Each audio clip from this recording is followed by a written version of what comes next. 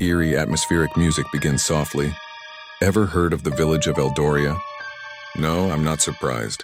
If you try to find it on a map today, you won't. It's as if it was wiped from the face of the earth, erased from history itself. But 100 years ago, Eldoria was a bustling, happy place, nestled deep within a sprawling, ancient forest. It was famous for one thing, its absolute profound silence, sound of wind rustling through leaves. You see, the villagers of Eldoria had a unique pact with the forest.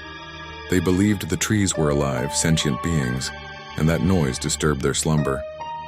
So they lived their lives in near complete silence. They communicated with a complex system of hand signals, gentle whispers and soft melodic hums.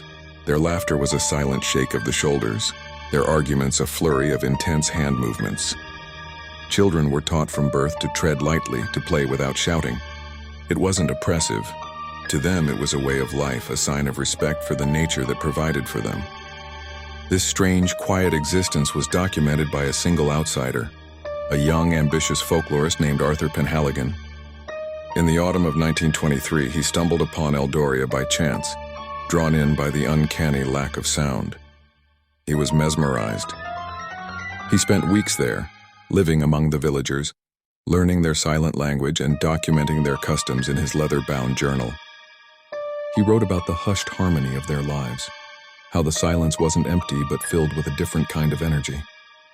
Music shifts, becoming more mysterious and slightly tense. Arthur's last journal entry is dated October 31st. It's chilling. He describes an annual ritual the villagers called the Silent Supplication. On this one night, as the moon reached its apex, the entire village would gather in the central clearing.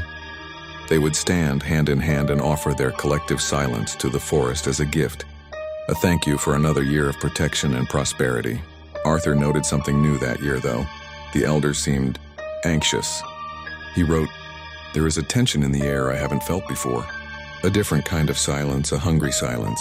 He described how as midnight struck, a low, deep hum began to emanate not from the villagers, but from the forest floor itself.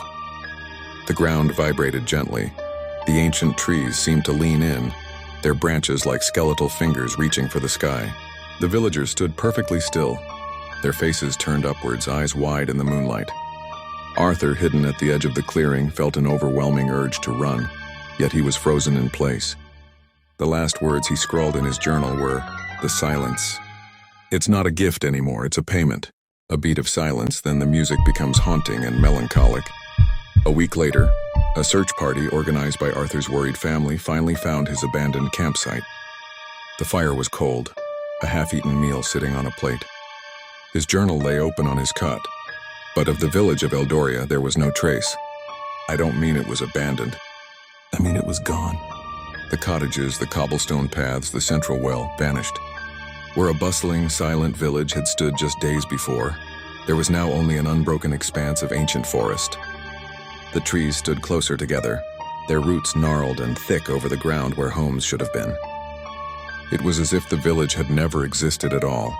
And the villagers, all 117 of them, including the children, gone. No footprints leading away, no signs of a struggle, no bodies. They had simply disappeared into the very silence they had so carefully cultivated. All that was left was Arthur's journal and a chilling, unanswered question. Did the villagers of Eldoria achieve some kind of silent spiritual transcendence, becoming one with the forest they so revered?